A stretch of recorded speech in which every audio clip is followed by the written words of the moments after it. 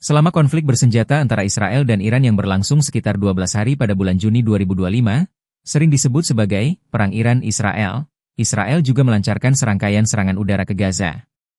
Meskipun perhatian global tertuju pada konfrontasi langsung dengan Iran, serangan ke Gaza tetap berlangsung, sering tanpa pemberitaan luas, menimbulkan gelombang korban dan permusuhan baru. Menurut otoritas kesehatan Gaza dan dilaporkan oleh Al Jazeera via Dawn.com, setidaknya 870 warga Palestina tewas di Gaza akibat serangan Israel selama periode itu. Angka tersebut termasuk dalam total korban tewas yang terus meningkat, bahkan sementara dihentikannya tembakan ke Iran. Strategi Israel ternyata terus memanfaatkan momentum konflik di utara untuk memperluas tekanan militer di Gaza. Serangan udara diarahkan ke sasaran yang diklaim sebagai kepemimpinan Hamas, tetapi sering menimbulkan korban sipil karena wilayah yang padat penduduk. Misalnya, serangan terhadap kafe dan pusat pengumpulan bantuan yang berujung pada puluhan hingga ratusan warga sipil tewas. Organisasi HAM, termasuk Human Rights Watch, mengecam penggunaan bom berat seperti MK82 di daerah sipil sebagai indikasi pelanggaran hukum humaniter internasional. Serangan ini dibandingkan dengan potensi kejahatan perang karena dianggap tidak proporsional dan acap kali melukai warga tak bersenjata. Pemantau internasional pun menyorot bahwa situasi Gaza mengalami eskalasi terus-menerus meski fokus internasional bergeser ke Iran.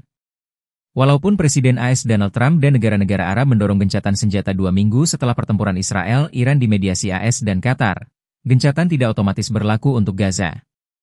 Hamas pun menegaskan kesediaannya untuk berhenti menembak, namun menuntut pengecualian blokade dan kehadirannya dihormati dalam setiap solusi damai. Netanyahu justru menyuarakan penegasan bahwa pasca konflik, tidak ada ruang bagi Hamas di pemerintahan Gaza, menjadikan situasi warga sipil tetap tak menentu. Di tengah gempuran udara yang tak kunjung henti, warga Gaza juga menghadapi ancaman serius kelaparan.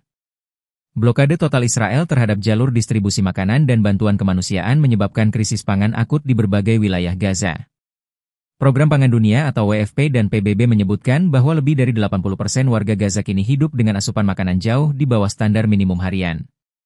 Anak-anak dan bayi menjadi kelompok paling rentan, dengan laporan menyebutkan meningkatnya kasus malnutrisi parah dan kematian akibat kelaparan.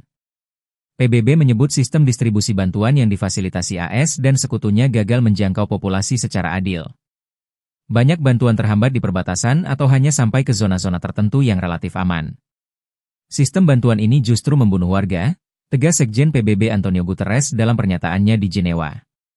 Kondisi ini memicu peringatan dari berbagai lembaga kemanusiaan bahwa Gaza kini menghadapi bencana kelaparan buatan yang disebabkan oleh kombinasi blokade militer, serangan udara, dan kegagalan distribusi logistik. Di tengah kelangkaan bantuan, muncul laporan mengkhawatirkan bahwa sebagian pasokan tepung yang masuk ke Gaza diduga telah terkontaminasi zat kimia berbahaya. Menurut investigasi yang dilansir oleh Middle East Monitor dan Al Jazeera, sejumlah warga mengalami gejala keracunan setelah mengonsumsi roti dari tepung bantuan, termasuk muntah darah dan kejang. Tim medis di Gaza mencurigai adanya campuran zat toksik mirip bahan farmasi yang biasa digunakan untuk pengobatan hewan, yang seharusnya tidak boleh dikonsumsi manusia. Belum ada pihak yang mengaku bertanggung jawab, namun insiden ini memperdalam trauma warga yang selama ini bergantung penuh pada bantuan internasional untuk bertahan hidup.